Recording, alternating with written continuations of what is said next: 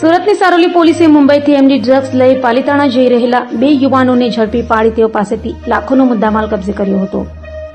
Saroli police મથકનો staff પેટ્રોલિંગમાં હતો ત્યારે બાતમીના આધારે સુરત કડોદરા રોડ સાબરગામ ખાતે રાધા રમણ સોસાયટીના પાછળના ભાગેથી 2 ઇસમો કે જે ભાવનગરના પાલિતાણા ખાતે રહેતા મયુદ્દીન અકબર ચાવડા તથા આમિદ હાજી શ્રીમાળીને ઝડપી પાડ્યા હતા અને તેઓની ઝડપી લેતા તેઓ પાસેથી 78,39,000ની કિંમતનો 2.613 ગ્રામ એમડી ડ્રગ્સ તથા મોબાઈલ, કોડિયો, ટ્રાવેલિંગ બેગ, કોલેજ બેગ મળી 78,56,000નો મુદ્દામાલ કબજે કર્યો હતો. તો આરોપીઓની પૂછપરછ કરતા તેઓએ મુંબઈના ઇમરાન પાસેથી એમડી ડ્રગ્સ પાલિતાણાના વસીમ રફીક મહેતરના કહેવાથી લાવી પાલિતાણા વસીમને આપવા જઈ રહ્યા હોવાની કબૂલાત કરી હતી. હાલ તો આ મામલે સારોલી પોલીસે વધુ તપાસ હાથ ધરી છે.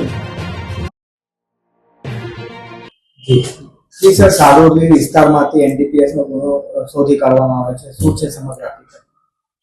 સારોલી પોલીસ સ્ટેશન વિસ્તારમાં નિયોલ ચેકપોસ્ટ આવેલી છે, જ્યાંથી 2 ઇસમો ગાંજો લઈને પસાર થનાર છે એ પ્રમાણેની બાતમી સારોલી પોલીસ સ્ટેશનને મળેલી.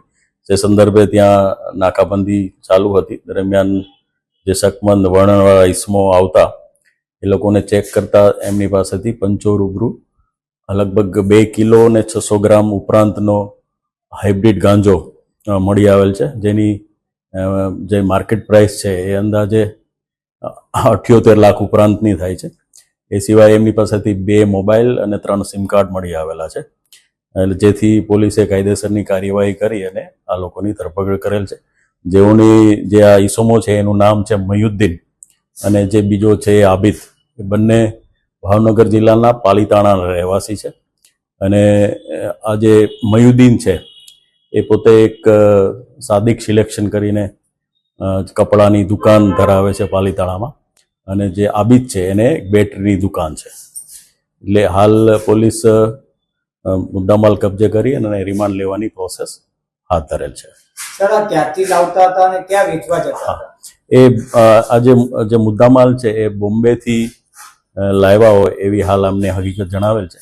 અને એમને અહીંયા જ સુરતમાં જ એક ઈસમ છે વસીમ કરીને, એને એ લોકો ડિલિવરી આપવાના હતા એવું હાલ પ્રાથમિક તપાસમાં જણાવેલ છે. જે અગાઉ પણ આ રીતે આ લોકો દ્વારા જે માદક પદાર્થ લાવવાની ઘટના કઈ પૂછપરછમાં આવી છે? આમનો ગુનાહિત ઇતિહાસ હાલ જે તપાસ કરતા કોઈ આવેલ નથી, પણ વધુ તપાસમાં કંઈ જણાઈ આવશે તો પોલીસ એ પ્રમાણે કાર્યવાહી કરશે.